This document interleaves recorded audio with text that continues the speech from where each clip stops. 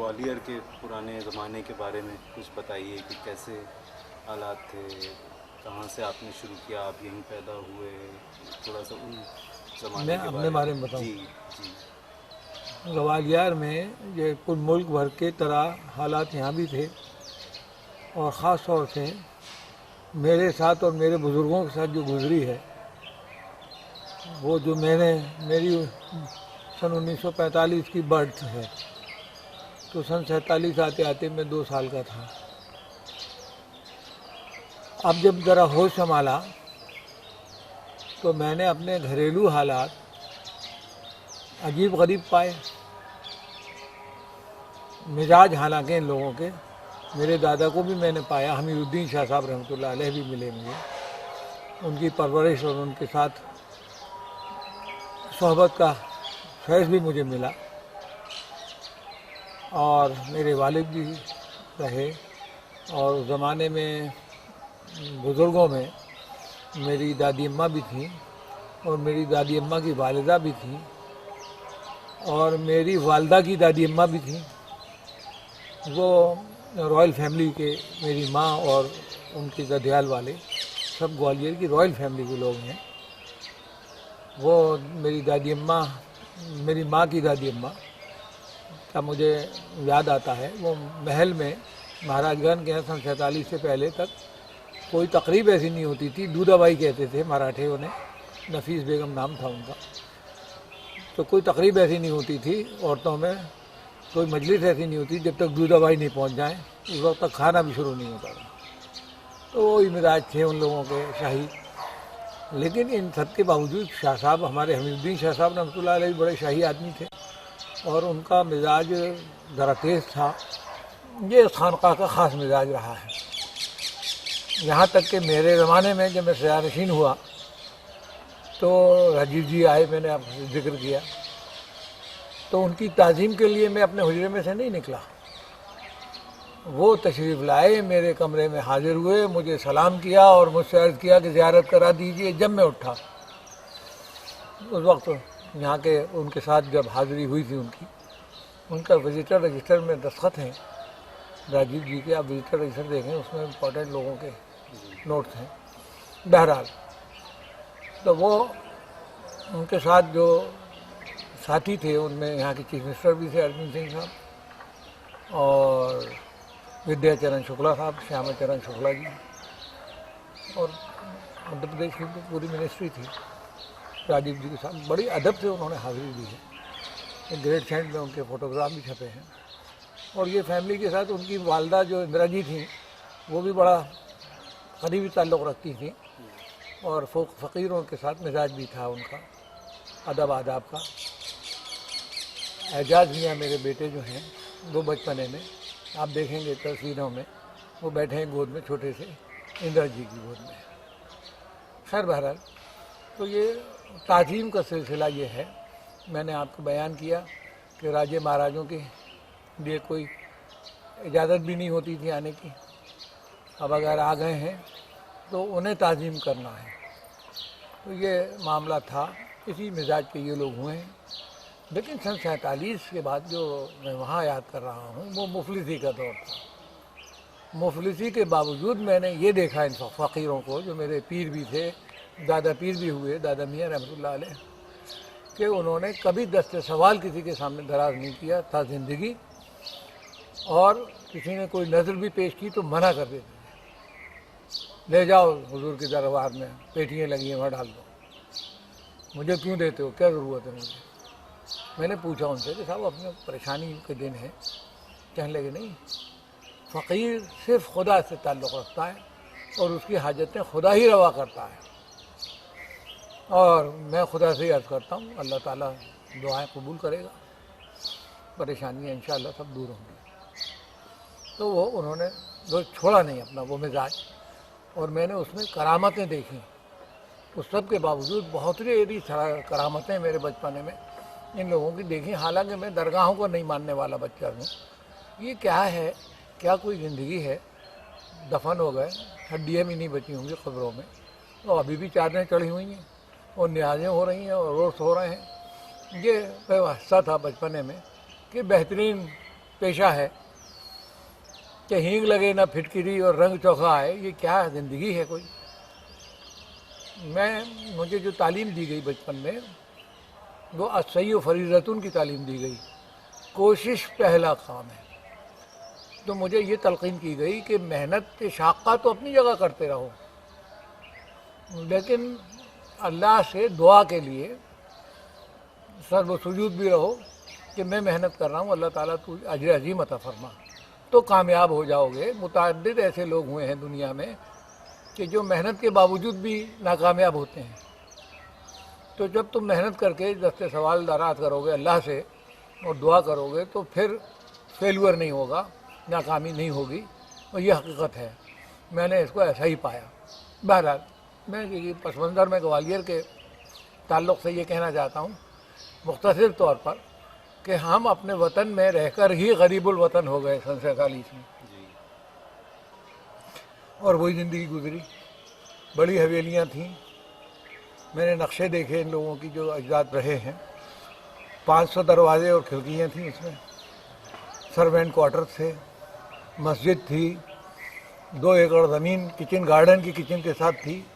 آج ہجیرے پر آپ جائیں تو وہ محمد غوث صاحب رحمۃ اللہ علیہ کے سامنے جو اب سبزی منڈی ہے وہ ہمارے کچن گارڈن پہ ہی بنی ہوئی ہے۔ سن 47 میں ہندوستان میں رہتے ہوئے ان لوگوں کو مائیگرینٹ ڈکلیئر کر دیا، اور وہ پراپرٹی کسٹوڈین ڈپارٹمنٹ نے سب لے لی، اور ایویکیو پراپرٹی میں وہ آکشن ہو گئی۔ میں نے جب ذرا ہوش سنبھالا تو میں نے ایک دن میرے دادا صاحب رحمۃ اللہ علیہ سے پوچھا کہ صاحب یہ اتنے بڑے بڑے نقشے رکھے ہوئے ہیں، سب آپ کے سامنے جائیداد آپ کے نام چڑھی ہوئی ہے، آپ نے اس کے لیے کوئی جدوجہد نہیں کی، کوئی کوشش نہیں کی، اور یہ کسٹوڈین ہو گئی اور ہم وطن میں رہ کے غریب الوطن ہو گئے، یہ آپ نے کیا کیا؟ تو فرمانے لگے میں نے جانوں کو ترجیح دی اور مال کو قربان کر دیا۔ نظام کائنات یہ ہے کہ مال کسی کے پاس نہیں رہتا، جائیدادیں کسی کی نہیں رہیں، بادشاہوں کی بھی نہیں رہیں، ہم فقیروں کی کیا رہیں گی؟ اللہ کی مرضی ہوگی جب تک ہیں، جب چاہیں وہ واپس کر لیں گے۔ قرآن شریف میں آیت بھی ہے، جو چاہے گا لے لے گا، جب چاہے گا دے گا، آپ مینیجر ہیں۔ جانوں کو بچایا۔ اس پس منظر میں یہ بات سمجھنے کی ضرورت ہے کہ ان کے ایک ہی بیٹے تھے، خواجہ غلام محی الدین شاہ صاحب نادر نظامی رحمۃ اللہ علیہ، جو میرے والد تھے اور پیر مرشد بھی تھے۔ کوئی بھائی اور کوئی بہن نہیں تھا، پورا قصبہ تھا، پورا قریہ تھا، پوری قوم تھی یہاں کے حضرت کی اولادوں میں سے، سب پاکستان مائیگریٹ کر گئے، اور ان لوگوں نے ہندوستان نہیں چھوڑا۔ میرے والد نے سنایا مجھے کہ مجھ سے کہا کہ تم چلے جاؤ پاکستان، سب چلے گئے تم بھی چلے جاؤ۔ تو ان کا بابا آپ نہیں جاؤ گے؟ تو انہوں نے کہا نہیں میں نہیں جاؤں گا، بزرگوں کی ہڈیاں ہیں، میرے اپنی ہڈیوں میں ہی ہڈیاں رہیں گی۔ تو آپ دیکھیں گے میرے پیچھے، یہ میرے برابر میں میرے والد صاحب رحمۃ اللہ علیہ پیر مرشد کا مزار مبارک ہے جہاں میں بیٹھا ہوا ہوں، پیچھے حمید الدین شاہ صاحب رحمۃ اللہ علیہ کا مزار مبارک ہے۔ کہا کہ پھر وہ آخرہ آپ کا خدا نخواستہ آپ کے ساتھ کوئی حادثہ ہو گیا تو کیا ہوگا؟ تو کہنے لگے تجہیز و تکفینی تو نہیں ہوگی، کفن دفن نہیں تو نہیں ہوگا، ہڈیاں ہڈیوں میں اسی چوک میں مل جائیں گی، میں اپنے وطن نہیں چھوڑوں گا، اپنی جگہ نہیں چھوڑوں گا کبھی۔ تو اس بنا پہ یہ خانقاہ آباد ہے۔ تو جب وہ باپ نہیں گئے تو بیٹے بھی نہیں گئے۔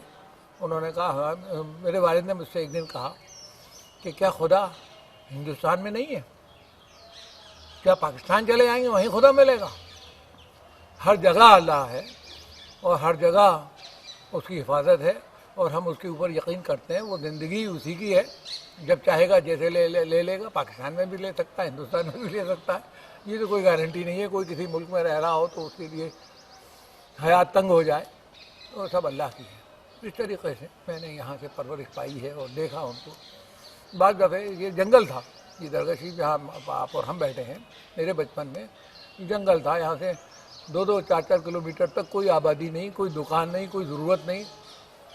میری والدہ اور ہم لوگ شہر میں رہتے تھے، سیکورٹی پوائنٹ آف ویو سے انہوں نے اجازت دی تھی کہ وہیں رہو آپ لوگ۔ تو ان کا کھانا پینا لے کر یہاں اس جنگل میں آتا تھا، رات کو ان کے ساتھ رہتا تھا، صبح کو ان کو چائے ناشتہ کر کے جلدی سے بھاگ کے اسکول کالج جاتا تھا۔ یہ صورتحال تھی، وہ یہیں رہتے تھے۔ انہوں نے کہا میں درگاہ شریف میں چھوڑوں گا، آپ لوگ جہاں چاہیں تو یہی کے لیے پیدا ہوئے۔ بہرحال بہت سارے ان کے زمانے میں میں نے بچپن میں دیکھا، ایک تانگا گزر آیا بڑا، اور بڑے بڑے داڑھی والے معلم لوگ حضرات درگاہوں کے سجادگان پیرزادگان 4-6 اتر کے آئے، سامان ان کا اتر آیا، مہمان آ گئے۔ تو اب مجھے یہ تشویش پیدا ہوئی کہ یہ مہمان آ گئے، اب ان کا صاحب ہم 2 روز رہیں گے یہاں۔ ان کا ہاں بالکل، آپ نہا دھو لیجیے، فریش ہو جائیے، صبح کا 11 بجے کا وقت ہے، نماز کے بعد کھانے میرے ساتھ کھائیے گا۔ اب مجھے یہ کرامتیں ہیں جو میں بیان کر رہا ہوں، حقیقتیں ہیں کہ مجھے یہ تشویش پیدا ہوئی کہ اب یہ کیا کریں گے، ان کا کھانا تو میں لاتا ہوں، اب یہاں تو کوئی ہوٹل بھی نہیں ہے، کوئی جگہ بھی نہیں ہے، کس طرح سے لاؤں، کیا کروں؟ اب یہ مجھے کہیں گے، میں اسٹیشن جاؤں گا، کہیں جاؤں گا، ڈھونڈ ڈھانڈ کے ہوٹلوں سے کھانا لاؤں گا ان کے لیے۔ انہوں نے مجھے نہیں کہا کہ کھانا آنا ہے، کھانا لانا ہے۔ وہ لوگ نہا دھو لیے، نماز کی اذان ہوئی، نماز فارغ ہوئی، دیکھا کہ ایک شخص سائیکل پر آیا ہے، اتنا بڑا ٹفن لیے ہوئے، 8 آدمی تھے وہ لوگ، سب ملا کے، ہم لوگ سب ملا کے 8 لوگ تھے۔ تو وہ کھانا بہترین قسم کا پلاؤ اور زردہ اور بریانی اتنا تھا کہ خوب ہم نے کھایا۔ شام کو بھی ایسا ہی ہوا، دوسرے دن بھی ایسا ہی ہوا، وہ مہمانی ہوئی، وہ چلے گئے۔ میں نے پوچھا کہ صاحب آپ نے کھانے کے لیے تشویش نہیں کی؟ کہنے لگے وہ اللہ دیکھ رہا ہے نا، سب اللہ کے مہمان تو اللہ کے ہوتے ہیں، وہ اللہ ہی کرے گا انتظام، ہم تھوڑی ہوتے ہیں، کھانا روزی رزق سب اسی کی طرف سے آتا ہے، اللہ کرتا ہے۔ مجھے یقین تھا کہ جب مہمان آئے ہیں تو ان کی رزق بھی آئے گا، آ جائے گا انشاءاللہ، ہو جائے گا۔ تو وہ ایسے ہزاروں واقعات ان حضرات کے میں نے دیکھے، اور اسی پس منظر میں میں باوجود اس سب کے کرامتوں کے اس کو تسلیم نہیں کرتا تھا۔ یہ بھی کوئی ہے، یہ بھی کس طریقے کی زندگی ہے۔ بہرحال یہ اس طریقے سے گزرتے اچھی باتیں بھی ہوئیں، بری باتیں بھی زندگی میں ہوئیں، لیکن دامن صبر، جیسا کہ قرآن شریف میں آیا ہے، یا ایھا الذین آمنوا استعینوا بالصبر والصلاۃ ان اللہ مع الصابرین۔ تو اب یہ میں محسوس کرتا ہوں، اس آیت کا ترجمہ طاری تھا ان لوگوں کے اوپر، اے لوگوں صبر کے ساتھ اور نماز کے ساتھ اللہ کی رسی کو مضبوطی سے پکڑے رہو، اگر تم ایسا کرو گے تو اللہ تمہارے ساتھ رہے گا۔ تو وہ کہنے کی بات تو الگ ہے، لیکن حقیقتاً ایسا ہی دیکھا انہوں نے اس رسی کو مضبوط۔ میں نے کبھی نہیں دیکھا کہ مجھے میرے بزرگوں کی نمازیں قضا ہو گئی ہوں، کبھی بوڑھاپے آ گئے، بوڑھے ہو گئے، کبھی روزے قضا ہوئے ہوں، کبھی عبادتیں قضا ہوئی ہوں، اور کبھی یہ یقین میں فرق آیا ہو ان کے، تو ایسا نہیں ہوا، ایسا ہوگا۔ متعدد واقعات، کرامتیں پھر میں نے دیکھتا رہا، مگر پھر بھی میں مانتا نہیں تھا، یہاں تک کہ پھر ایک پوائنٹ ایسا آیا زندگی میں کہ مجھے حیات بعد الممات کی تعلیم غریب نواز خواجہ معین الدین چشتی رحمۃ اللہ علیہ نے تشریف لا کر مجھے بتایا کہ زندگی کیا ہے اور موت کیا ہے، اور موت کے بعد کی زندگی کیا ہے۔ جب میں نے تسلیم کیا، اور جب خوش عقیدگی کے ساتھ، اس وقت تک میں BA میں آ گیا تھا، یہاں پر درگاہ شریف میں جا کر پہلے فاتحہ پڑھی، حکماً والد ہے، دادا ہے، حکماً تعمیلات کرتا تھا، انتظامات میں، معاملات میں یہاں کے، ان کا حکم ہے تو کرنا ہے، لیکن عقیدتاً نہیں کیا تھا۔ یہاں تک کہ وہ ورود حضرت خواجہ معین الدین چشتی رحمۃ اللہ علیہ کا ہوا، تو مجھے تعلیم دی گئی اور مجھے بتایا گیا کہ زندگی کیا ہے، موت کیا ہے۔ جیسا کہ آپ نے صابر صاحب رحمۃ اللہ علیہ کے واقعات میں پڑھا ہوگا، انہوں نے بتایا کہ زندگی کیا ہے، موت کیا ہے، بعد انتقال کے واقعہ ہے ہسٹری کے اندر۔ تو یہ سب پھر دیکھا میں نے، پھر میں نے عقیدت کے ساتھ، احترام کے ساتھ حاضری دی، دعا مانگی، تو مجھے وہ وجود محسوس ہوا کہ قبر تو ہے بظاہر، لیکن وجود ہے یہاں پر، جلوہ الہی نظر آتا ہے، اور استجاب دعا ہوتی ہے، تو مقام استجاب دعا بھی ہے، عرض معروض بھی سنی جاتی ہے۔ اب تو یقین یہ ہے کہ میں اس درجے پہ آ گیا ہوں کہ ہاتھ اٹھا کے جب دعا کر دیتا ہوں کسی کی سائل کے لیے بھی، تو اللہ تبارک و تعالیٰ فوراً قبول فرما لیتا ہے اور عطا فرما دیتا ہے۔ یہ یقین کامل ہے، اور ایسا ہوتا ہے اور ہو رہا ہے۔ زندگی یہاں سے گزری ہے، جیسے اور پورے ملک میں حالات تھے، بیٹھے گوالیر کے بھی تھے، پست، سست، کوئی کرنٹ نہیں، کوئی معاملہ نہیں، کوئی روزی روزگار نہیں، کوئی طریقہ حیات نہیں، कोई फाल जिंदगी नहीं, सभी मुल्क में ये हालत थी। उसके बाद अब धीरे धीरे पूरे मुल्क ने मेरे तरक्की की और ग्वालियर ने भी तरक्की की, और इस खानकाह में भी जब जैसा अब आपको नज़र आ रहा है ऐसा नहीं था। सब यहाँ कच्ची चीज़ें थीं, टूटी फूटी हुई जगहें थीं, धूल उड़ती थी, झाड़ू लगाना भी बहुत मुश्किल था। अब अल्लाह तबारक व तआला ने अता फरमाया है। इसमें ये आपको एक बेहतरीन नज़र आएगी। जो लोग 30-40 साल बाद आते हैं इस दरगाह में, वो अक्सर कहते हैं कि अच्छा ये वही जगह है हम जब आते थे पहले आते थे, ये तो बहुत अच्छा हो गया, इतने बड़े बड़े टीन शेड लग गए, इतनी बड़ी बड़ी छाया हो गई लोगों को बैठने के लिए। गांव के लोग बड़ी बूढ़ियाँ जो आई 20-30 साल बाद, अरे भैया सर्दी में तो बहुत अच्छा इंतज़ाम हो गया, अब ओस नहीं गिर रही, अब बारिश में नहीं भीग रहे।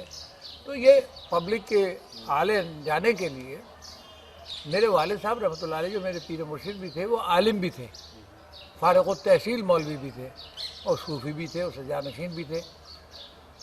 तो वो नज़र उनकी थी जो मुझे मिली है कि वो फरमाते थे कि शरीयत में इसलिए इजाज़त है चिराग जलाने की, जो दरगाहों में लाइटिंग और रोशनी और ये सब होती है, कि अवामुन्नास आते हैं, उनकी आसानी के लिए पानी का इंतज़ाम हो, उनके आसानी के लिए रोशनी हो, फर्श सही हो, ठोकर न लगे।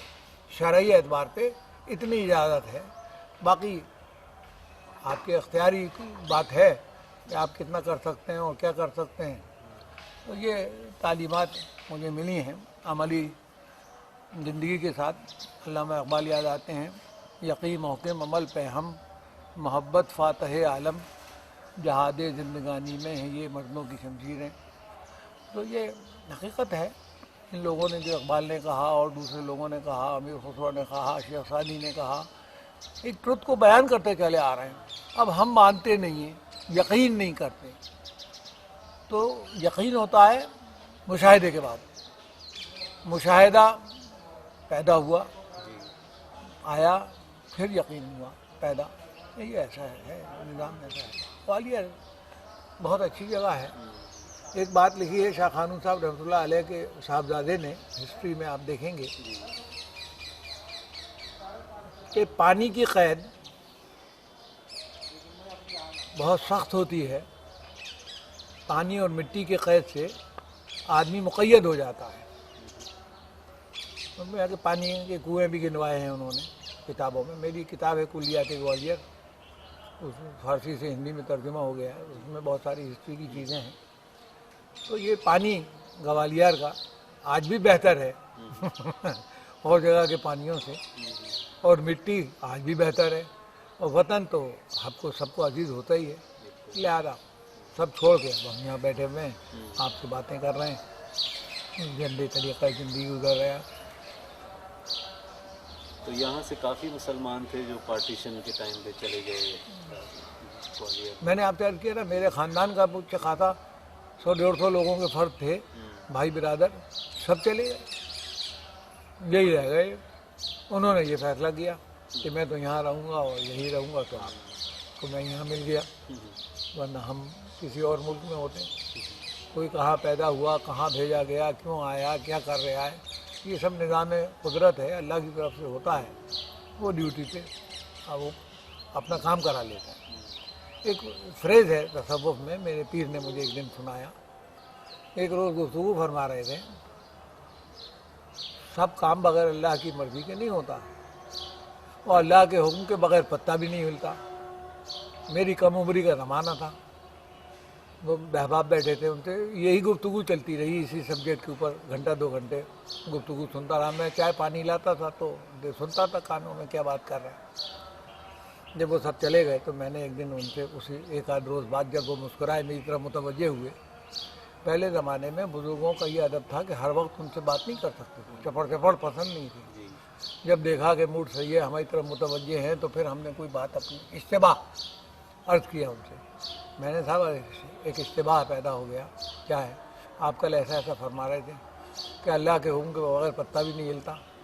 अब जब आपके अहबाब आते हैं तो आप हुक्म देते हैं कि पानी लाओ, खाना लाओ, ये लाओ, चाय बनाओ, हाँ इंतज़ाम करो, तो मैं ही तो जाता हूँ, भाग के मैं लाता हूँ, और वालदा अंदर हैं, काम वाले हैं, वो सब तैयार करके ज़ियाफ़त पेश कर देते हैं। तो मुझे तो कहीं अलमिया नहीं मिलता इस सब प्रोग्राम में, ना मिला। फिर कैसे होता है, करने वाले हाथ नजर आ रहे हैं। फरमाने लगे, मुझे कई महीने सोचना पड़ता था, एक जुमला बोलते थे जब फरमाने लगे, तसर्रुफ़ इलाही बज़रिए क़ल्ब मोमिन होता है। ये तसव्वुफ़ का सिरे से, ये क्या मामला है? यानी अल्लाह ताला जब एग्जीक्यूशन कराना चाहता है किसी नेक काम का, तो किसी अपने पसंदीदा बंदे के दिल में वो बात डाल देता है कि इस काम को ऐसे करो, और करा लेता है उससे। तो अब मैं यहाँ तक पहुँचा इस बात को सोचते सोचते कि वो सिलेक्टेड लोग हैं जिनसे वो अपना काम करा रहा है, हर किसी से नहीं करा रहा। भीड़ ले घूम रही हैं, करोड़ों आदमी घूम रहे हैं, लेकिन अपना काम कराने के लिए किसी को सिलेक्ट कर रहा है और उसको कुछ काम पे भेज रहा है। शायद जैसे आप आए, आप ढूंढ ढांड के यहाँ तक पहुँचे। सोचिएगा इस बात को। तो आपके दिल में अल्लाह ताला ने डाल दिया और आपको यहाँ तक पहुँचा दिया। आप ये कवरेज कर रहे हैं, आपके मीडिया जो भी सोसाइटी है, ऑर्गेनाइजेशन है, उन लोगों के क़ुलूब में डाल दिया। मेरी तो उनसे कोई पहचान नहीं है, और मेरी आज आपसे मुलाकात भी पहली दफ़े हो रही है। आप तशरीफ़ लाए और हम आप बातें कर रहे हैं, मुलाकात हो रही है। तो ये तसर्रुफ़ इलाही है बज़रिए क़ल्ब मोमिन। तो अब मैंने इसको यूँ समझा है आज तक कि जब अल्लाह ताला वाजिबुत ताज़ीम है और उसके सिलेक्टेड बंदे हैं वो, जिनके ज़रिए वो काम करा रहा है, तो वो भी वाजिबुत ताज़ीम है। और उनकी वाजिबुत ताज़ीम होने का इल्म दीन की शरीयत के एतबार पर भी इबादिल्लाह सालिहीन का एक दर्जा बन जाता है। औलिया हम बोलते हैं, आप अक्सर पढ़ेंगे, और हिंदुस्तान में औलिया कामिलीन इबादिल्लाह सालिहीन, तो इबादत करते करते स्वाले बंदे हो जाते हैं, नेक और स्वाले हो जाते हैं, और उनमें से फिर मुंतखब होते हैं औलिया कामिलीन, जिनको तसर्रुफ़ अल्लाह ताला अता फरमाता है कि उनको ये हालत हो जाती है कि वो हाथ उठा के दुआ करें तो उनकी दुआएं कबूल हो जाती हैं, और ज़िंदगी में भी होती हैं और बाद ज़िंदगी के भी होती हैं। क्योंकि ये ओहदे जो हैं, जो रूहानियत के हैं, ये ओहदे टेम्परेरी नहीं होते कि आज अपॉइंटमेंट हो गया और कल आपको टर्मिनेशन हो गया। तब वक्त है कि वो असल चीज़ को न छोड़े, अल्लाह को न छोड़ेगा, तो वो तसर्रुफ़ात उसको अता होंगे, और ज़िंदगी में भी होंगे और बाद ज़िंदगी में भी होंगे। इसी पॉइंट पे दरगाहों में आप देखते हैं कि इबादतें हो रही हैं, रियाज़तें हो रही हैं। उन्होंने सिखाया खिलाओ पिलाओ, अल्लाह को पसंद है। तो लंगरों का सिलसिला चल रहा है, खानकाहों में सब जगह होता है, यहाँ भी होता है। रमज़ान शरीफ में बड़े पैमाने पर लंगर होते हैं, कई हज़ार लोगों की रोज़ा कुशाई होती है। और अभी इस हालत में अल्लाह ताला ने कर दिया हम लोगों को कि अब एक मदरसा चल रहा है यहाँ पर गरीब बच्चों का, फ्री एजुकेशन का, और उनको ईद से पहले पोशाकें तकसीम होती हैं, फ्री ड्रेसेस बांटी जाती हैं, कैश एंड कॉइन का भी डिस्ट्रीब्यूशन हो रहा है। तो ये चल रहा है, ये फैज़ है अल्लाह की जगह पर। एक इसमें एक मसला एक और भी है, शरीयत के एतबार पर भी, फतवा के एतबार पर भी,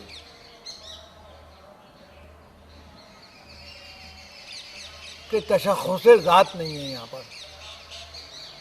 ये जो इतने भी औलिया इस दर्जे पर पहुँचे, तो उन्होंने अपनी ज़ात को तो नेस्त कर दिया।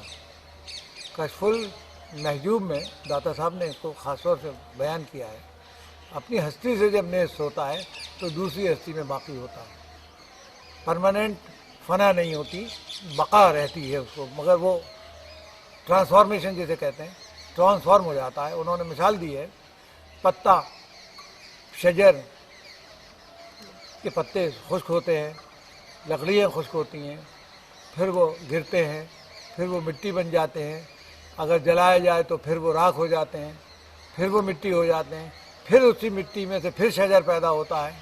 ये तरीक़ा है ट्रांसफॉर्मेशन का, चल रहा है, लेकिन रहता है, वजूद ख़त्म नहीं होता, एक शक्ल से नेस्त होकर दूसरी शक्ल में बाकी रहता है। तो ये मज़हर हैं औलिया अल्लाह قرآن شریف میں بھی نماز میں بھی اتحیات پڑھتے ہیں تو عباد اللہ الصالحین السلام علیکم علی عباد اللہ الصالحین آتا ہے، اور وہ کنکلوڈنگ پیرا ہے پریئر کا، یعنی جب بیٹھ کر آپ آخر میں اتحیات پڑھ رہے ہیں تو وہ آخری میں پڑھی جاتی ہے نماز کے. تو اتحیات اللہ والصلوات والطیبات والسلام علیکم ایھا النبی وعلی عباد اللہ الصالحین، جو سلام رسول صلی اللہ علیہ وسلم کو، یہاں کوئی توحید میں کوئی فرق نہیں آ رہا ہے. توحید تو نماز تو اللہ ہی کی ہو رہی ہے، لیکن ذکر اگر کیا جاتا ہے تو ذکر میں عباد اللہ الصالحین کا ذکر بھی ہے، اس کے بغیر نماز کمپلیٹ نہیں ہے. کہاں یہاں پر شرک ہو رہا ہے، کہاں یہاں بدعت ہو رہی ہے، کہاں ہم ان کو اللہ کی جگہ پہ تسلیم کر رہے ہیں. جو آپ نیا انٹرپریٹیشن لا رہے ہیں، کوشش کرتے ہیں. ہمارے یہاں ایک صوفی اسکول آف تھاٹ جو ہے وہ ان سب باتوں کو تسلیم کرتا ہے اور اس طریقے پر زندگی گزارتا ہے اور اسی پر اپنے فالوورز کو لاتا ہے. ایک دوسرا اسکول آف پیدا ہو گیا ہے، اسکول آف تھاٹ، جو کہتا ہے بس صرف خدا ہی خدا ہے، باقی کچھ نہیں ہے، اور اس کے علاوہ جو کچھ بھی ہے وہ سب ڈسکریجیبل ہے. تو وہ کٹر پنتھی اسکول آف تھاٹ ہے، وہ اس طریقے پر سوچتے ہیں. یہ انٹرپریٹیشن ہے توحید کا. ہمارے یہاں منہ میرے طرف کعبہ شریف کے سبھی کرتے ہیں، اتحیات سبھی پڑھتے ہیں. کیسی توحید ہے؟ کہاں ہماری تو توحید جس اسکول کو ہم فالو کرتے ہیں تو ہماری تو توحید مجروح نہیں ہو رہی. درگاہوں پر بھی ہم جاتے ہیں، فاتحہ کا طریقہ ہی جو دیکھ لیجیے، 3 مرتبہ قل هو اللہ احد پڑھتے ہیں. جیسے آپ گورنر کے پاس جائیں ملنے کے لیے اور اسے 3 مرتبہ کہیں کہ آپ کچھ نہیں ہیں، پریزیڈنٹ آف انڈیا سب کچھ ہیں، پھر آپ اپنی درخواست پیش کریں تو وہ چپراسی کو بلا کہے گا انہیں پریزیڈنٹ آف انڈیا کے پاس لے جاؤ، میں نہیں سنتا ان کی. یہاں پر یہ نہیں ہوتا ہے. یہاں پر تو جب توحید بیان ہوتی ہے، قل هو اللہ فاتحہ میں پڑھی جاتی ہے 3 بار، تو صاحب مزار جو الگ انڈیویجول پرسنالٹی نہیں ہے وہ اس کو تسلیم کرتے ہیں، خوش ہوتی ہے روح ان کی، کیونکہ وہ پارٹ اینڈ پارسل ہے، الگ نہیں ہے کوئی. تو وہ دعا قبول ہوتی ہے، اللہ سے وہ دعا فرماتی ہیں ان کی روحیں. ہمارے یہاں یہ بھی ایک تسلیم ہے، اور اس پہ کتاب الروح ہے، بہت تفصیل کے ساتھ موٹی کی ضخیم کتاب ہے، آپ پڑھیں تو دیکھیں گے.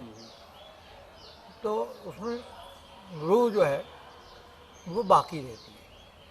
پیریشیبل جو ہے وہ باڈی ہے فزیکل، روح جو ہے وہ اللہ کا جز ہے، نور اللہ کی طرف سے آیا ہے. سب میں ہر زیرو، چاہے وہ انسان ہو، چاہے وہ جانور ہو، چاہے وہ کسی مذہب کا ہو.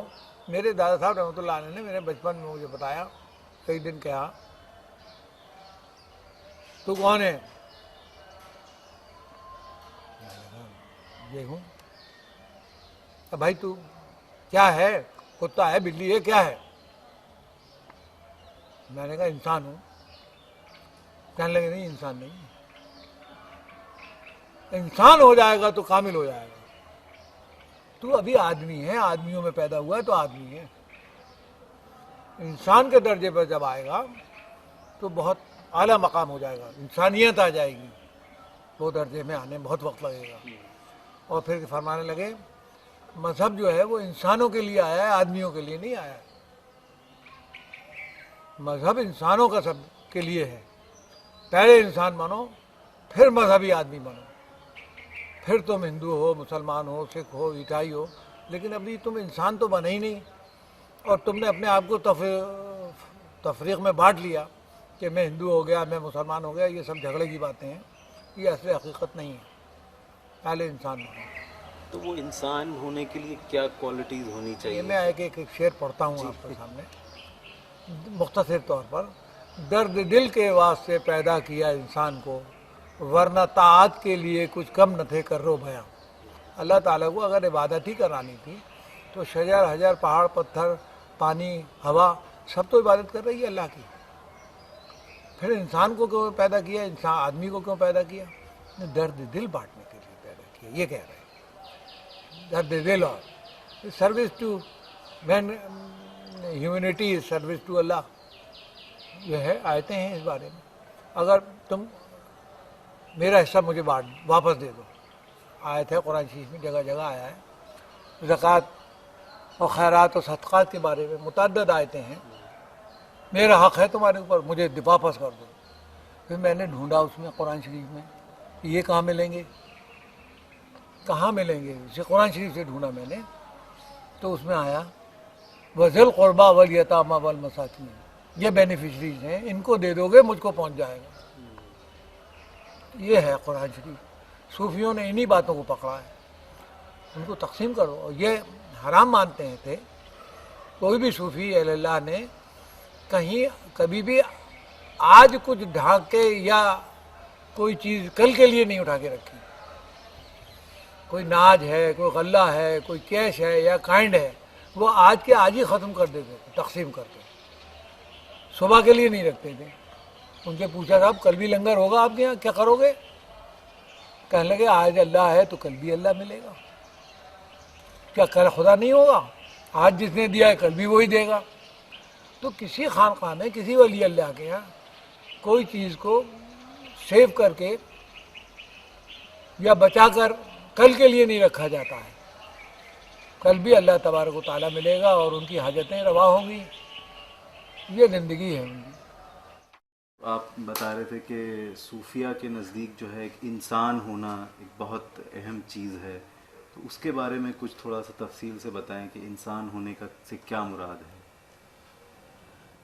دیکھیے یہ تو سیدھی سی آسان بات ہے کہ انسانیت پیدا ہو جائے تو انسان ہو گیا.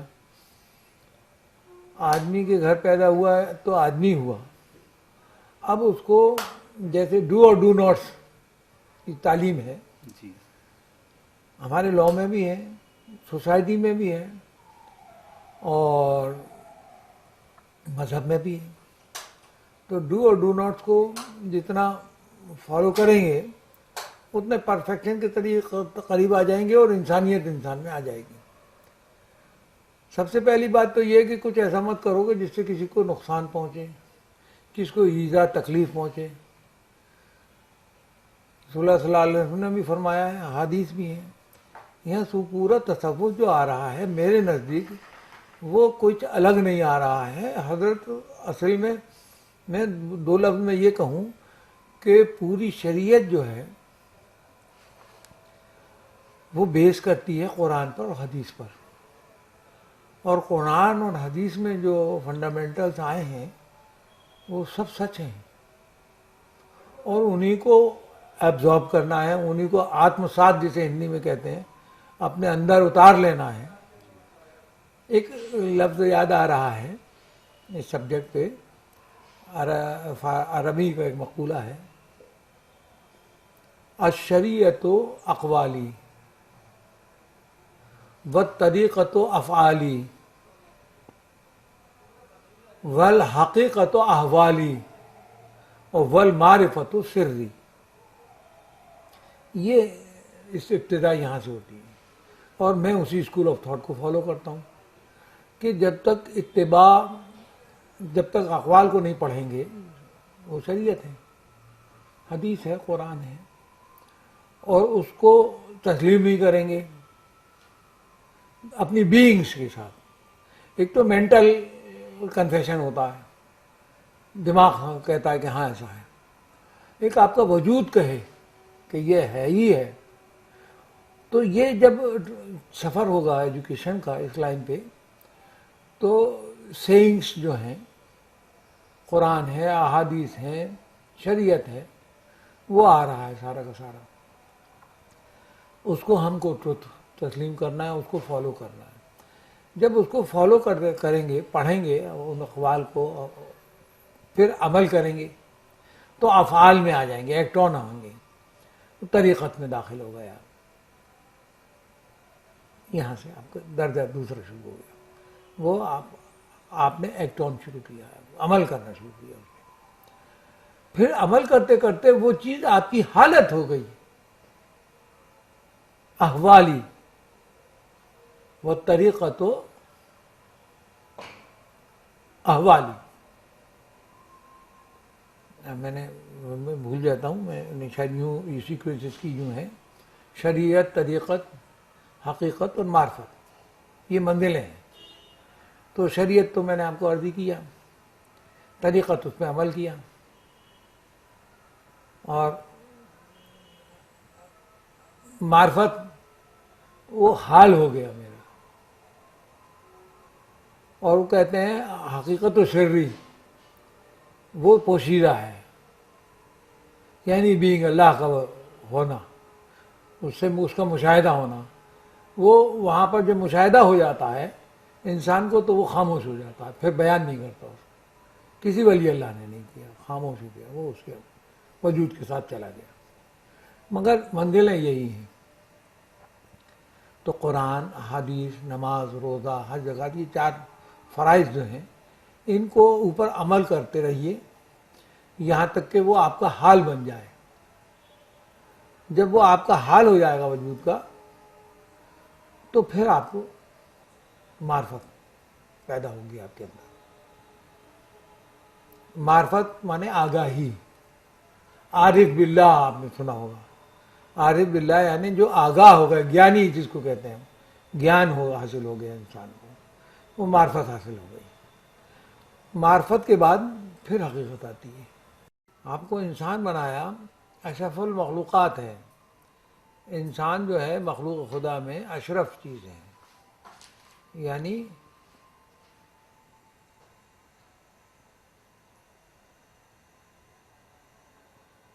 نیک.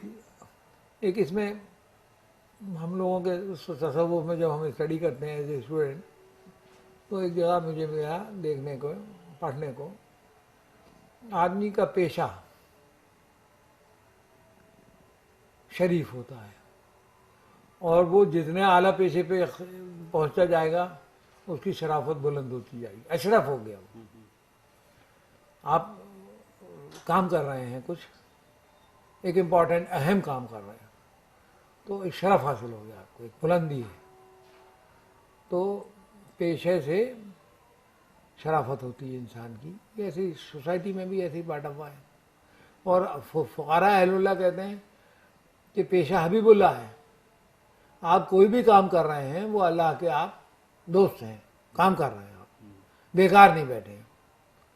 تو بہت ساری باتیں ہیں، مگر یہ انسان ہونا انسانیت کے درس ہیں. اور اب تو میں یہ محسوس کرتا ہوں میرے کنٹری میں بھی، اور یونیورسل لا جو آ رہا ہے وہ بھی، اور یونائٹڈ نیشنز کے جو لا آ رہے ہیں، اور جہاں پر کام کر رہے ہیں یہ لوگ قومیں سب مل کر، وہ ایسا لگ رہا ہے کہ سارے کے سارے صوفی مشن پہ ہی کام کر رہے ہیں. ڈو اور ڈو ناٹس، یہ غلط ہے، یہ صحیح ہے. یا آپ کو انسانوں کو قتل کرنے کا کیا معنی ہے، کیا مطلب ہے. یہی یہاں بھی آیا ہے، حدیث شریف بھی ہے. ہمارا انٹرپریٹیشن صوفیوں کا بھی یہی ہے کہ اگر آپ نے کسی ایک انوسینٹ آدمی کو قتل کر دیا تو آپ نے پوری انسانیت کو قتل کر دیا، پوری قوم کے آپ مجرم ہیں. تو ہر شخص کی اہمیت ہے، اور بے خوف جو لوگ کسی کا پارٹ اینڈ پارسل نہیں ہے کسی جھگڑے فساد کا، معصوم لوگ، انوسینٹ لوگوں کو آپ نے ایک آدمی کی جان لی تو آپ نے پورے انسانیت کی جان لے لی. یہ ہماری فلاسفی ہے، ہمارا اسکول آف تھاٹ ہے، صوفیوں کا اسکول آف تھاٹ ہے. تو یہی باتیں سب آ رہی ہیں، یونیورسل لا میں بھی آ رہی ہیں، اخلاقیات جسے کہتے ہیں. نیشنل لا میں بھی آ رہی ہیں، انٹرنیشنل لا میں بھی آ رہی ہیں. یہی اخلاقیات ہیں. اگر آپ اخلاق کو، لا کو صحیح فالو کر لیں تو آپ بیٹر انسان ہیں، آپ ایک انسان کے درجے میں آ گئے. آپ وحشی ہیں، انسان کا مخالف لفظ ہے وہ وحشی ہیں. جی. وحشی یعنی جانور ہیں، آپ کیٹلس ہیں. جان تو ہے آپ کے اندر لیکن آپ آدمیوں میں اور انسانوں میں نہیں ہیں، جانور ہیں. ایک لطیفہ یاد آ رہا ہے، میرے دادا پیر رحمۃ اللہ علیہ، حمید الدین شاہ صاحب رحمۃ اللہ علیہ، ایک دن کہنے لگے بھائی تو پڑھ کے کیا کرے گا. اسکول جاتا تھا، ان کی چائے وائے جلدی صبح صبح کر کے اور اسکول کے لیے بھاگتا تھا. کم عمری میں کیا کرے گا پڑھ لکھ کے، پوچھا مجھ سے. میں نے کہا صاحب پڑھ لکھ لوں گا تو کچھ روزگار کر لوں گا، پھر کیا ہوگا؟ پھر روزی روٹی کمانے لگوں گا۔ میں نے کہا پھر شادی ہو جائے گی۔ یہی پروگرام بچپن میں معلوم ہے سب کے لیے یہی ہوتا ہے۔ پھر کیا ہوگا؟ پھر صاحب بچے ہو جائیں گے۔ پھر کہنے لگے پھر کیا ہوگا؟ میں نے کہا پھر سب مرتے ہیں، میں بھی مر جاؤں گا۔ تو کہنے لگے لا حول ولا قوت، توبہ توبہ، بہت ہی برا پروگرام ہے تیرا۔ تو میں نے کہا یہ کیا برا پروگرام ہے، سبھی تو یہی کر رہے ہیں۔ تو فرمانے لگے کہ یہ پروگرام تو کتے بلی بھی کر رہے ہیں، جانور بھی یہی پروگرام میں لگے ہوئے ہیں۔ پیدا ہوتے ہیں، بھاگتے ہیں کچھ روزی روٹی کے لیے، کہیں سے تلاشتے ہیں، اور پھر اس کے بعد بچے پیدا کرتے ہیں، پھر اس کے بعد مر کے چلے جاتے ہیں۔ تو یہ تو کتے بلیوں والا پروگرام ہے۔ تو میں نے کہا پھر کیا ہوتا ہے؟ مجھے کچھ معلوم نہیں۔ کہنے لگے انسانوں والا کام کر۔ وہ کیا ہوتا ہے صاحب انسانوں والا کام؟ کسی اچھے مقصد کے لیے زندہ رہ اور اس مقصد کو حاصل کر، تو معلوم ہوگا کہ تو انسان ہے۔ مقصد اب وہ کیا ہوگا؟ کہنے لگے وہ اللہ بتا دے گا۔ تو اب اللہ نے بتا دیا، میں آج محسوس کرتا ہوں کہ میں یہ کام کر رہا ہوں، یہاں بیٹھا ہوا ہوں آپ کے بیچ۔ تو یہ تھنکنگ تھی اتنی سی عمر میں، جب میں اسکولس میں پرائمری لیول کا اسٹوڈنٹ ہوں، اس زمانے میں یہ انجیکشنز لگا دیے۔ تو سوچنا پڑتا ہے کہ بھئی یہ کیا کر رہے ہیں آپ، اور کہاں جا رہے ہیں آپ، اور کیسے آپ رہ رہے ہیں، اور کیا آپ بھی کتے بلی کی طرح مر کے چلے جائیں گے؟ تو یہ پروگرام تو پسند نہیں آیا مجھے، اور شاید کسی کو بھی نہیں آئے گا جو بھی سنیں گے۔ بھائی کچھ اچھا کریے، کوئی اچھے لیے رہیے۔ اب آج کل فزیکل ریس ہے، فزیکل چیزوں کے حصول سے انسان کا شرف ہوتا ہے، وہ بڑا ہے، وہ یوں ہے، وہ یوں ہے، وہ یہ کہا نہیں ہے۔ فلسفی یہاں بالکل دوسری ہے۔ میں نے ایک دن کہا، تو کہتا ہوں بچوں کو، انسانوں میں اعلیٰ آدمی یا صوفی سنتوں میں وہ لوگ زیادہ بلند پائے جاتے ہیں جن کے پاس کچھ نہیں ہے۔ جن کے پاس کچھ ہے وہ غریب ہیں، جن کے پاس کچھ نہیں ہے وہی امیر ہیں، ان کے پاس خدا ہے۔ خدا سے بڑی طاقت ہے کیا کسی کی؟ تو یہ جو سسٹم بنا ہے سوسائٹی میں کہ جس کے پاس کچھ ہے وہ زیادہ نوبل ہے، شریف ہے، اور جس کے پاس کچھ نہیں ہے وہ بیکار ہے، اس کی کوئی قدر منزلت نہیں ہے۔ یہاں یہ الٹا کہہ رہے ہیں۔ اس کی ایک مثال دی گئی ایسی سنگتوں میں مجھے ملی۔ بھائی جس کے پاس 4 روٹی ہیں وہ دنیا داری کے حساب سے 2 روٹی والے سے زیادہ بڑا ہے، لیکن ہمارے یہاں فقراء میں، تصوف میں، صوفیزم میں 2 روٹی والا 4 روٹی کے والے کے مقابلے میں زیادہ بڑا ہے۔ اور جس کے پاس ایک ہی ہے وہ 2 والے سے بھی بڑا ہے۔ اور جس کے پاس ایک تھی اور وہ کھانے جا رہا تھا اور کوئی بھوکا آ گیا، اس نے وہ اٹھا کے اس کو دے دی، وہ سب سے بڑا ہے۔ یہ فلسفی ہے اصل۔ اس طریقے سے زندگی گزارو۔ پر صوفیوں میں جو ایک طبقہ ہے وہ تو بڑے لوگوں کی باتیں ہیں، بہت بلند لوگوں کی۔ ہم جیسے آرڈینری لوگوں نے میں نے بچپن میں سوالات کیے، تو انہوں نے کہا صاحب کچھ اگر آ جائے تو اسے پھینک دیا جائے کیا کیا جائے؟ تو انہوں نے کہا نہیں، وہ بھی اللہ کی طرف سے آیا ہے، اگر آیا ہے تو یہ مت سمجھیے کہ وہ آپ کا اپنا ہے۔ آپ کی کسٹڈی میں کوئی چیز آئی ہے، آپ اس کو انکار مت کیجیے، اس کو تھرو آؤٹ نہیں کیجیے، کیونکہ وہ کفران نعمت کی کیٹیگری میں آ جائے گا۔ آپ کو اللہ تعالیٰ کوئی نعمت دے رہا ہے اور آپ اسے پھینک رہے ہیں، اس کو کک آف کر رہے ہیں، تو یہ ناقدری جو آپ کر رہیں گے اگر، تو یہ ناقدری بھی اللہ کی عنایت کی ناقدری ہوگی۔ تو مشائخین کا ایک الگ معاملہ ہے، ایک درجہ، وہاں تک تو نہیں پہنچے ابھی ہم داڑھی بیڑی لگا کے بنگا پگڑی پہن کے بیٹھے ہوئے ہیں، کچھ کرنا چاہ رہے ہیں۔ تو یہ مشائخین ہوئے، شیوخ ہوئے۔ یہ شیوخوں میں یہ روایت ہے کہ جو ملتا ہے اگر کچھ، لیکن ہمارا وہ مقصد حیات نہیں ہے، ہمارا آبجیکٹ نہیں ہے وہ۔ ہمارے سفر کے اندر اگر ہمیں سفر کر رہے ہیں ہم زندگی کا سفر آخر تک جائے گا، جب تک جان ہے سفر چلتا رہے گا. اس سفر میں کچھ اگر اللہ کی طرف سے آ جائے تو اس کا شکریہ ادا کیجیے اور اس کو اپنا وجود کے ساتھ اپنی چیز مل کے مت مانیے، کیونکہ یہاں پر تصرف جو ہے تصور جو ہے وہ ہے سب چیز مل کے اللہ کی ہے. ہم کسٹوڈین ہیں. میں نے میرے پیروں کو، میری بڑی بہن شہیدی تھی، جوان تھی، اور یہاں ایک مجلس میں والد صاحب پیر صاحب بیٹھے ہوئے تھے. وہ ایک روز پہلے بیمار ہو گئیں اور وہ وہاں ہاسپٹل سے یہ خبر آئی کہ ان کی ڈیتھ ہو گئی. بہت ہی ہر دل عزیز ہماری بہن تھی شاہدہ بیگم. میں نے کان میں جا کے ان سے کہا ایسا ایسا ہوا، تو انہوں نے آسانی سے آرام سے یہ کہا کہ ٹھیک ہے جاؤ لے آؤ میت. اور اس پروگرام میں کسی کو بتایا نہیں کیا ہوا. آج تک میں حیرت کرتا ہوں، اتنا گریٹ لو بہت لو کرتے تھے. میری ماں بھی، ہم سب لوگ، بہت ہی زبردست کیریکٹر تھا ان کا. شاہدہ بھی، ان کے بارے میں کلام ہے میری والدہ کا ان کی یاد میں. بہرحال تو وہ نہ روئے، نہ گڑ گڑائے، نہ آنکھ سے آنسو آیا. ہر وقت صابر اور شاکر کی زندگی گزاری. میں نے دیکھا ان کی ماں کا انتقال دیکھا، ان کے والد کا انتقال دیکھا. میں نے اپنے پیر صاحب کو کبھی روتے ہوئے نہیں دیکھا. شاید یہ تصور ان کے اندر پورا آتمسات ہو گیا تھا کہ صبر کرو، صبر کے ساتھ اللہ رہتا ہے. صبر کرو، وہ ان کے وجود کا حصہ تھا. اس لیے آہ کیا ہے اور واہ کیا ہے، اور آہ اور واہ سے بلند ہو گئے. میں اب محسوس کرتا ہوں، کچھ لوگ آتے ہیں کوئی مجھے ہار بھی پہنا دیتے ہیں، تو میں یہ نہیں محسوس کرتا اب آج کی تاریخ میں کہ میرا کوئی استقبال ہوا یا میری کوئی تعظیم ہوئی یا میرا، تو اللہ کی سیٹ پہ بیٹھا ہوا ہوں، یہاں کام کر رہا ہوں. لوگ ایک واقعہ یاد آتا ہے بچپن ہے، کئی واقعہ سے جہاں سے تعلیم شروع ہوئی. ایک دن میرے پیر و مرشد والد صاحب خواجہ ناظر نرانی رحمۃ اللہ علیہ اپنی مسند پر بیٹھے ہوئے تھے.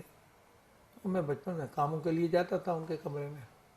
تو ان کے کمرے میں گیا میں، تو ایک شخص بیٹھے تھے فرشتہ صورت. ان کی بھویں اور پلکیں تک سب سفید تھیں، داڑھی پوری سفید تھی.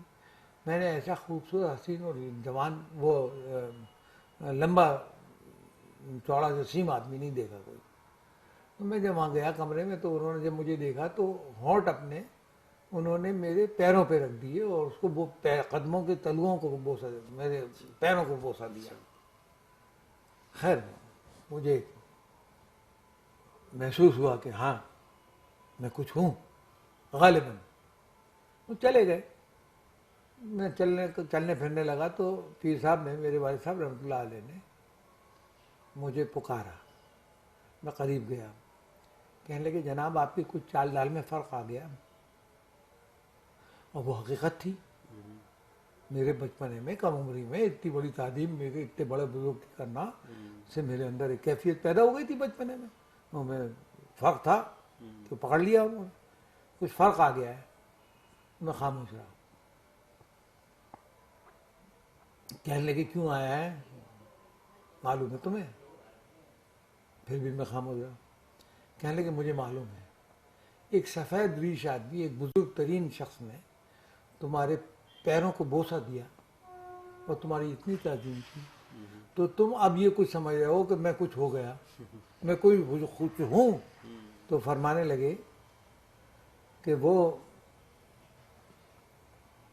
بھائی اس میں کیا امتیاز ہے آپ کو حاصل ہے، اس درگاہ میں یہ مذہبی جگہوں کی چوکھٹوں کو بھی چومتے ہیں، تو وہ پتھر کیا اترائیں گے اپنے وجود پر؟ یہ تو خالق کی مرضی ہے کہ وہ ایک ہی کان کے پتھر نکلتے ہیں، کوئی مسجد میں لگتا ہے، کوئی مندر میں لگتا ہے، کوئی کسی چوکھٹ پہ لگتا ہے، تو وہ وہاں ہے، اس وجہ سے لوگ اس کا اعزاز کرتے ہیں. اور اسی کھان کا کوئی پتھر نکل کے ٹوائلٹ میں لگتا ہے، کوئی کہیں لگتا ہے، اس کا نام مقدر ہے.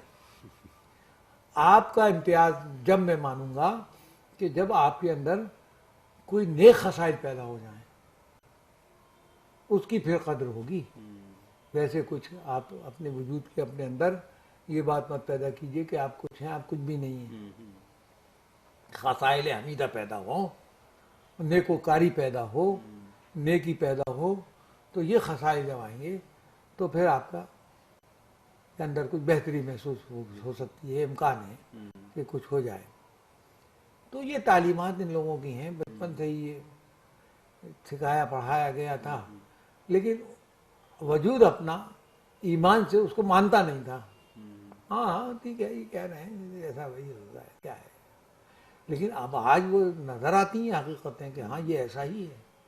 میں نے آپ سے عرض کیا تھا پہلے گفتگو میں کہ پرانے زمانے کے بڑے بوڑھے زیادہ باتیں نہیں کرتے تھے، ایک آدھ جملے میں کوئی بات کہہ دی، کہیں کریکشن کر دیا. تو انسانیت جو ہے وہ ہے درس، نیکوکاری، نیک باتیں، نیک خصائل آپ کے اندر، اور قوت برداشت آپ کے اندر. ایک اور تعلیم دی، جب برا آدمی اپنی برائی نہیں چھوڑ لیا تو نیک آدمی کو اپنی نیکی نہیں چھوڑنا چاہیے. اگر ہم نے بھی ویسا ہی ایکٹ آن کیا، ٹٹ فار ٹیٹ والے فارمولے پر اگر ہم آئے تو پھر اس میں اور ہم میں فرق کیا رہ گیا. تو وہ دنیا میں اللہ نے اچھے و برے، خوبصورت اور بدصورت، ہر قسم کے لوگ قسم قسم کے پیدا کیے ہیں. وہ سب اس کی پیدا کردہ مخلوق ہے. اس کی عزت کی بھی تعلیم ہے تصوف میں، کہ جب خالق کی تعظیم کرتے ہو تو اس کی مخلوق کی بے حرمتی کیسے کرو. یہ کہتے ہیں نا وہ اپنے پیا کی گلی کا کتا بھی پیارا ہوتا ہے. محبت کا ایک درجہ یہ ہوتا ہے، جب خدا کے ساتھ اس درجے کی محبت کرتا ہے انسان تو اس کو مخلوق کے خدا سے بھی عزت اور محبت پیدا کرنی پڑتی ہے.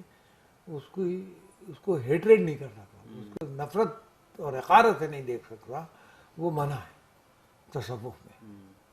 تو یہ اسکول ہے. اسی طریقے سے آپ دھیرے دھیرے چلتے رہیں گے تو انسان بن جائیں گے. نیکوکاری کا پورا مشن یہی ہے، پورا پروگرام یہی ہے. یہاں اللہ نے نظام میں کائنات میں بھی یہ رکھا ہے کہ آپ یہاں سے چھپ کر بھی کچھ کر لیں گے تو وہ بیٹھا ہوا ہے آپ کا ججمنٹ دینے والا. آپ انسانی قانون کو ڈیفیٹ کر دیں اور چھپ کر کوئی غلط کام کر لیں تو حساب تو ہوگا، وہاں ہوگا، یہاں نہیں پکڑے جائیں گے. مگر اگر یہاں پکڑے گئے تو یہاں بھی سزا ملے گی، وہاں پکڑے گئے تو وہاں بھی سزا ملے گی. تو کوئی ایسا کام کیوں کرو کہ جو پکڑے جاؤ، چاہے اس دنیا میں یا اس دنیا میں. نیکی سے گزر جاؤ آہستگی کے ساتھ. یہ اسکول آف تھاٹ ہے نیکوکاری کا، انسانیت کے درس کا.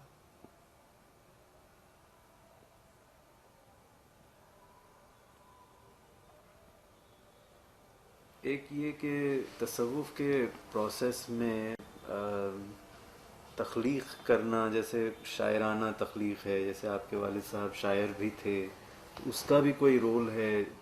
ہاں میں کبھی، بڑا اچھا پوائنٹ آپ نے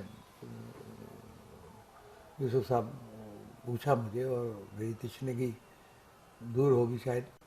میں نے اب آپ دیکھیں تصوف میں سبھی جگہ درگاہیں ہیں، خانقاہیں ہیں، لوگ بیٹھے ہوئے ہیں، شجرے بھی لکھے ہوئے ہیں، پیروں کے وظائف بھی لکھے ہوئے ہیں، یہ بھی ہیں. میں نے مطالعہ جب کیا اور بہت ساری چیزیں مجھے ملی، مثال کے طور پہ ایک کیلیگرافی ان انڈیا ایک کتاب آئی امریکہ سے چھپ کے، اور وہ شاید بیگلی صاحب کی ہے. وہ خود تشریف لائے ہیں، کچھ کتبوں کو ڈھونڈتے پھر رہے تھے، جیسے آپ کچھ کام کر رہے ہیں وہ بھی کچھ کام کر رہے تھے. تو وہ کتبے انہیں یہاں مل گئے، میرے یہاں درگاہ شریف میں پڑے ہوئے ہیں. وہ بھی پوچھ رہے تھے، وہ بہت خوش ہوئے، اور بہت اچھا انہوں نے وہ اپنی کتاب دی. وہ کتاب پہ کیلیگرافی ایک بہت بڑا آرٹ ہے. آپ دیکھیں گے تاج محل پر بھی کتبے لگے ہوئے ہیں، قرآن شریف کی عبارتیں لکھی ہوئی ہیں، اشعار لکھے ہوئے ہیں. تو اس میں ایک فوٹو چھپا تھا جن کو ہندوستان میں نامور کیلیگرافر مانے جاتے تھے، خطاط جسے ہم کہتے ہیں، جی اور ان کا فوٹو شبیہ تھی، اس کے نیچے ان کا نام لکھا ہوا تھا، میاں میر عبداللہ مشکی قلم۔ اچھا ارے میں نے کہا یہ تو میرے یہاں میری فیملی میں سے ریلیٹڈ ہے یہ نام۔ آپ دیکھیں گے وہ شیخ میوات میں، پھر وہ اسی کتاب سے وہ فوٹو بھی چھاپا میں نے، اچھا اور میں نے اس کو ڈسکرائب کیا، یہ ہیں تو صوفی ہی، پھر فقیر ہے، فیملی میں وہی تعلیم ہے جس پر میں اتنی دیر سے آپ سے بات کر رہا ہوں، لیکن ان کا کچھ کنٹریبیوشن ہے۔ معلوم یہ ہوا کہ میاں میر عبداللہ مشکی قلم جو ہیں وہ آگرہ میں مدفون ہیں، ان کی مزار کا بھی فوٹوگراف ہے اس میں، اچھا اس میں لکھا ہوا ہے کہ یہ، اور وہ اور ان کے شاگردوں نے وہ قلم کاری اور وہ صنائی کی ہے جو تاج محل پر ہے، اچھا اور بہت سارے ان کے کتبے ہیں لکھے ہوئے، بہت شاہکار ہیں۔ تو مجھے یہ معلوم ہوا کہ یہ میاں عبداللہ مشکی قلم ایک نام آتا ہے میرے یہاں شجروں میں، نام پڑھ کے آگے چل گیا، بھائی یہ ہوئے یہ ہوئے، وہ ان کا سیرہ بھی چھپا ہوا ہے۔ وہ ہمارے صوفیز میں فضل اللہ شاہ صاحب کنچن مراد آبادی کے مرید تھے، اچھا اور فضل اللہ شاہ صاحب کنچن مراد آبادی بندگی شاہ نظام نارنولی کے مرید تھے، اچھا اچھا اور بندگی شاہ نظام نارنولی شاہ خانون رحمۃ اللہ کے خلیفہ تھے۔ جی تو میرا انٹرسٹ کا نام تھا، میرے مطالعے میں بھی تھا، یہ نہیں ملا اس میں۔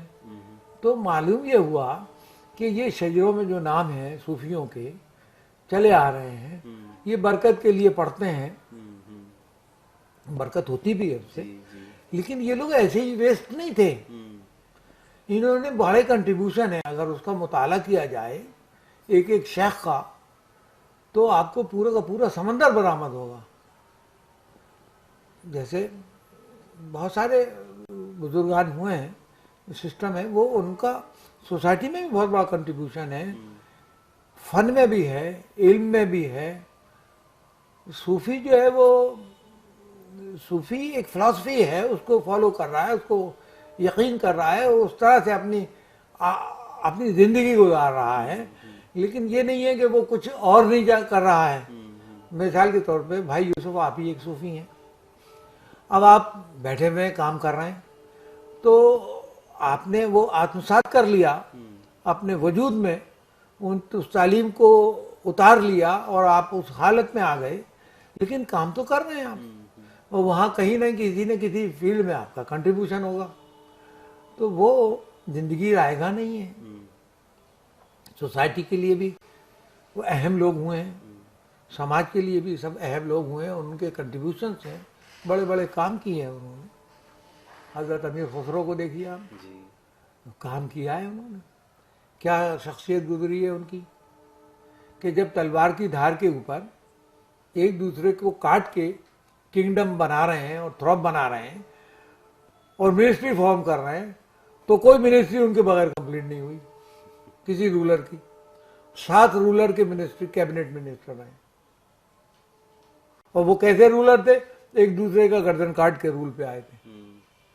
پھر جب منسٹری فارمیشن ہوا، ایبل آدمی کی تلاش ہوئی تو ان کا امیر خسرو۔ تو یہ سب ایسے ایبل لوگ ہوئے ہیں۔ ایک میں مثال کے طور پہ امیر خسرو صاحب کا نام لیا میں نے، لیکن جو جہاں جہاں گزرے ہیں سب اپنی اپنی جگہ پر بہت ایبل، بڑے فعال، بڑے ایکٹیو اور بڑے کمیٹیڈ لوگ، اور کچھ نہ کچھ ان کے بڑے زبردست کنٹریبیوشن ہیں۔ شاہ خانون صاحب رحمۃ اللہ علیہ کو یہ تصوف ہے، اور یہاں دعائیں قبول ہو رہی ہیں، حاضریاں ہو رہی ہیں، یہ اپنی جگہ ہے، لیکن جب ان کی زندگی یہاں گزری ہے تو انہوں نے جو کچھ دیا ہے گوالیئر کو، گوالیئر اسی کو ری پے کر رہا ہے۔ اسی بنا پر ان کی مزاروں پہ پھول چڑھائے جا رہے ہیں۔ بادشاہوں میں اور صوفیوں میں ایک امتیاز یہ ہے کہ آپ کسی بھی بادشاہ کی قبر پر، کسی بھی راجا کی قبر پر جائیں گے تو آپ کو پھولوں کے ٹوکرے رکھے ہوئے نہیں ملیں گے، یہ اللہ کی طرف سے نظام ہے، وہ سب ویران اور اجاڑ پڑے ملیں گے آپ کو۔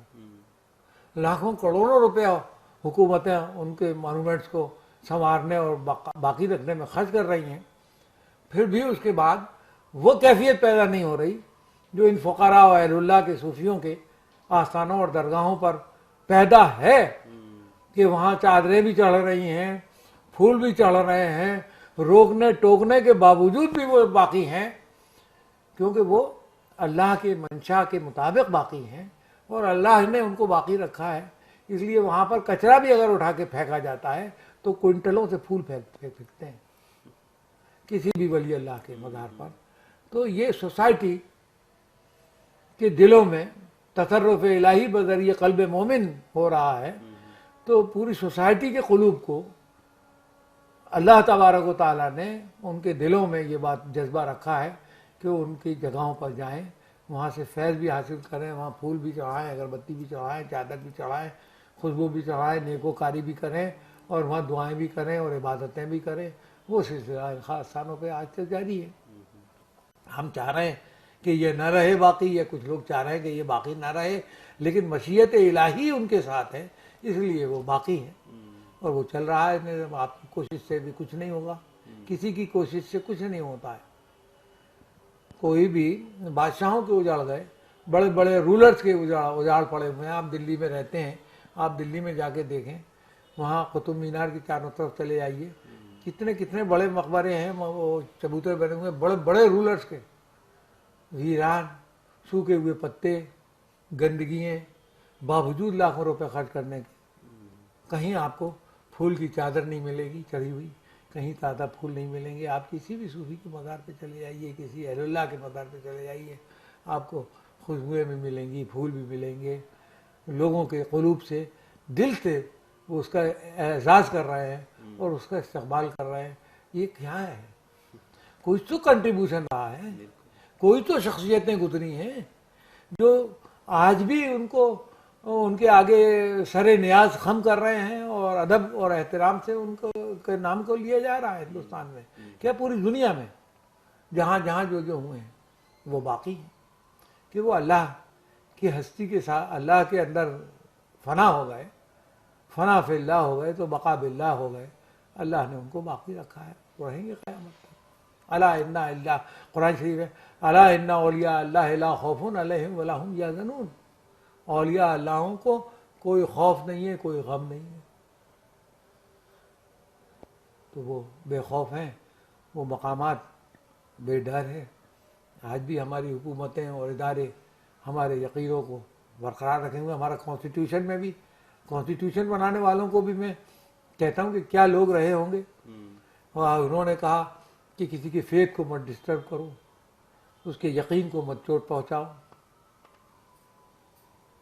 ہمارے یقین کے ساتھ ہم زندہ ہیں. صوفیوں کا اپنا ایک سوسائٹی ہے, ایک سماج ہے, اور وہ پروٹیکٹڈ ہے ہندوستان میں اللہ کے فضل سے, اور رہے گا قیامت تک. یہ طریقہ ہے, سب من جانب اللہ ہو رہا ہے.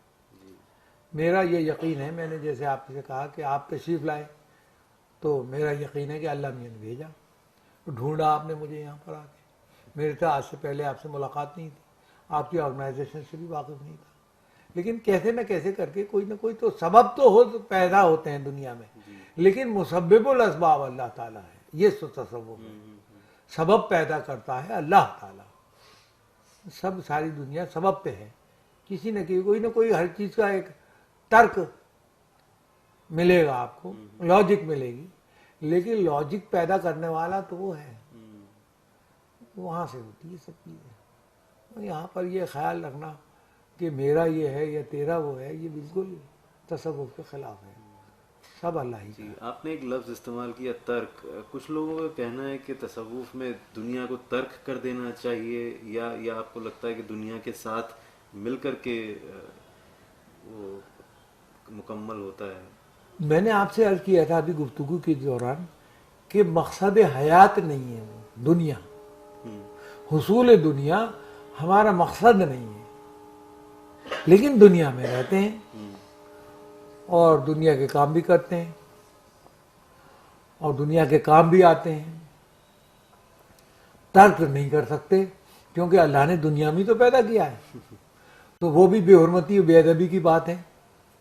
وہ ایک اعلیٰ درجہ الگ ہے کہ جب وہ تعلیم کا ایک چیپٹر ہے, جب انجیکشن بیمار کو دیا جا رہا ہے وہاں پر, جب یہ کہا جا رہا ہے کہ ترک دنیا کرو, تو جو دنیا میں بہت زیادہ پڑ گیا ہے، بیلنس نہیں ہے. بیلنس آپ کے وجود میں چاہیے. بیلنس نہیں ہے، آپ دنیا کی طرف بھاگتے چلے جا رہے ہیں اور اپنی بینگ کو آپ نے کرش کر رہے ہیں، نقصان ہو رہا ہے آپ کے وجود کو. تو اتنا مت بھاگیے کہ آپ کا وجود خطرے میں آ جائے. وہاں پر یہ کہا جا رہا ہے کہ دنیا کو ترک کرو. مطلب یہ نہیں ہے یہاں پر تارک دنیا ہونے سے کہ دنیا کو ہی چھوڑ کے چلے جاؤ، وہ تو آپ رہو گے دنیا میں ہی. یہ ہے، دنیا کے اندر ہی رہیں گے. تارک دنیا کا انجیکشن وہاں لگایا جا رہا ہے جب دنیا کی طلب زیادہ ہے. میں ایک بات اس کو آسانی کے لیے کہتا ہوں، آپ کو سمجھانے کے لیے اس پوائنٹ کو اور آسان کروں. زندگی ہر بینگ کی دو چیزوں پر ہے، ایک جسم ہے، دوسرا روح ہے. جب کسی کی ڈیتھ ہو جاتی ہے تو میں ڈاکٹر صاحب سے پوچھنا چاہتا ہوں کہ ڈاکٹر صاحب بتائیے کیا چیز کم ہو گئی؟ آنکھ کی جگہ آنکھ ہے، ناک کی جگہ ناک ہے، پورے پارٹس اینڈ پارٹل سب کچھ تو موجود ہے، پھر آپ نے اس کو ڈیڈ ڈکلیئر کر دیا. کیا چیز کم ہو گئی اس میں؟ پرفیکٹ بینگ ہے. وہ کہہ گئے نہیں جی یہ تو بس اب مر گیا، اس کی سانس بند ہو گئی، ہارٹ بند ہو گیا، یہ ہو گیا، وہ ہو گیا، وہ ہو گیا. تو یہ ایسا کیوں ہوا؟ کیا چیز، ہارٹ اپنی جگہ موجود ہے، سانس کے سسٹم پورے اپنی جگہ موجود ہیں، کیا چیز کم ہو گئی جو یہ آپ نے ڈیڈ ڈکلیئر کر دیا؟ تو جب اس پر اسٹڈی کر کے آگے چلیں گے تو معلوم یہ ہوگا کہ روح چلی گئی، روح نکل گئی. تو آپ جب زندہ ہیں تو آپ کو زندہ رہنے کے لیے اتنی بات تو سمجھ میں آنی چاہیے کہ آپ کے جسم کے ساتھ آپ کی روح کو بھی غذا ملتی رہے، نورشمنٹ چاہیے اس کو بھی برابر. تب تو آپ تر و تازہ ہوں گے اور بیلنس زندگی ہوگی آپ کی. تو جب جہاں پر آپ صرف جسم کی طرف زیادہ جا رہے ہیں وہاں پر یہ انجیکشن دیا جائے گا کہ دنیا کو ترک کر دو تاکہ آپ کے وجود بچے رہے اور روح کو بھی دیکھ لو روح کیا چاہتی ہے. تو یہاں پر اس کی ڈائٹ الگ ہے، بالکل الگ ہے. یہاں پر ہمارے جسم کی ڈائٹ جو ہے اس کا نورشمنٹ جو ہے وہ فزیکل چیزوں سے ہو رہی ہے نورش، اور اسپرٹ جو ہے وہ فزیکل چیزوں کو چھوڑنے سے طاقتور ہو رہی ہے. میں نے آپ کو روٹی والا قصہ سنایا. تو وہاں آپ کو طاقت ملے گی جب آپ چیریٹی کر رہے ہیں، جب آپ کسی کو کھلا رہے ہیں. آپ کی بیلنس شیٹ تو ڈاؤن ہو رہی ہے چیریٹی سے، نیک کاموں میں خرچ کرنے سے آپ کی بیلنس شیٹ، اور آپ کو فزیکل لاس ہو رہا ہے. لیکن آپ کو غذا کس کو مل رہی ہے؟ روح کو، روح خوش ہو رہی ہے آپ کی. تو یہاں یہ وہ پوائنٹ ہے کہ جہاں پر ترک کرنے سے اس کو غذا ملتی ہے، اس کو طاقت ملتی ہے. اور روح کی طاقت اتنی ہی ضروری ہے جتنی آپ کے جسم کی طاقت ہے. اگر آپ زندہ ہیں تو آپ کا وجود ہے کچھ تو وہاں آپ کو بیلنس کرنا ہے. وہاں یہ کہا جائے گا کہ بہت ترک کر دو دنیا کو، اپنے اندر سے، اپنے وجود سے. دنیا کو ترک کرنا نہیں ہے مقصد. یہاں پر آپ اپنے وجود کے اندر سے اس چیز کو ترک کریے، کم کریے تاکہ آپ کو روح کو غذا ملے. یہ ہے ڈیکوڈیشن اس کا. اس کا مطلب یہ نہیں ہے کہ جیسے جنگل میں جا کے رہنا یا وہ بھی ہو سکتا ہے. دیکھیے ہمیں جس اسکول آف تھاٹ کے آدمی ہیں، میرے دادا صاحب رحمۃ اللہ علیہ کا قول یاد آتا ہے مجھے بچپن میں نے کہیں سنا ان سے کہ بھائی جنگل میں جا کے رہنا کون سا مشکل اور مجاہدے کا کام ہے. جنگل میں تو جاؤ گے جب، اور جب کوئی نہیں ہوگا تو یا تو یاد خدا آئے گی یا خوف شیر آئے گا جانوروں سے. یہاں مشکل کام یہ ہے کہ آپ مخلوق خدا کے بیچ میں دنیا کے اندر رہیے اور یاد خدا سے غافل مت رہیے. یہ بڑا کام ہے، یہ بڑا مجاہدہ ہے. مجاہدہ جو آج کل جہاد لفظ آ رہا ہے، اس سے یہاں پر ہمارے تصوف میں مجاہدہ جو ہے پھر نفس ہے. اپنے نفس کے اندر کی سسٹمز کے سے ساتھ لڑو اور اپنے اندر کی خراب باتوں کو نکال کے پھینکو. تو اس بارے میں حدیث بھی ہے، قرآن بھی ہے اور دوسری سینکس بھی ہیں کہ اپنے نفس سے لڑنا بڑی لڑائی ہے، بڑا مجاہدہ ہے، اور وہ اس میں شہادت حاصل ہو جائے اگر اپنے آپ سے لڑتے لڑتے، تو وہ جہاد اکبر کیا اس آدمی نے. باقی یہ بیٹل فیلڈ میں جو جہاد کر رہے ہیں، لڑا رہے ہیں، یہ کر رہے ہیں، وہ کر رہے ہیں، وہ تو اجازت ہی نہیں ہے. پھر بھی اگر کہیں کسی مقصد کے لیے کام کر رہے ہیں آپ، یا اچھے آبجیکٹ کے لیے آپ کو اٹھانا پڑ رہا ہے، تو وہ جہاد اصغر کہلاتا ہے. جہاد اکبر جو ہے اب نفس، مجھے یاد نہیں آ رہا ہے، کچھ ایک شعر ہے، ایک ٹکڑا آ رہا ہے، بہرحال نفس امارہ کہلاتا ہے. آپ نے نفس امارہ کو مارا تو کچھ مارا، اور آپ نے کسی اور کو مار دیا تو کچھ نہیں آپ نے کام کیا، گناہ کا کام کیا. اپنے آپ سے لڑو، اپنے نفس سے لڑو، اپنے نفس کے اندر کی برائیاں نکال دو، اپنی تمام چیزوں کو جب ختم ہو، جب خدا بسے گا اس میں، جب خدا ملے گا وہاں پر، اپنے دل میں سے باقی چیزوں کو نکال دو. تو یہاں پر ترک کے معنی یہ ہے، ان چیزوں کو ترک کر دو جو دنیاوی چیزوں کے حصول سے پاور ریس میں آپ جا رہے ہیں اور دوسرے کام چل رہے ہیں، ان کو ترک کر دیے تو آپ نیچرل لا کے قریب آ جائیں گے، اللہ کی منشا کے قریب آ جائیں گے، اور پھر اس میں وہ صفات پیدا ہوں گی. یہاں یہ مقصد ہے. ترک دنیا سے مطلب یہ نہیں ہے کہ جنگلوں میں چلے جاؤ اور راہبانہ زندگی اختیار کرو، تو وہاں وہ کوئی بڑا مجاہدہ نہیں ہے. وہاں تو ہمارے دادا پیر صاحب رحمۃ اللہ علیہ کے نزدیک وہاں جب جاؤ گے تو اس میں یاد خدائی آئے گی، نیچرل ہے. یا خوف ہے، جانوروں کا خوف ہوگا کہ کوئی آپ کو ایزا نہ پہنچا دے، نیچرل بات ہے. لیکن دنیا میں رہو اور دنیا کے بیچ میں رہو اور غافل یاد خدا سے نہ رہو، یہ بڑا مجاہدہ ہے. میں اس اسکول آف تھاٹ کو صوفیز کی مانتا ہوں.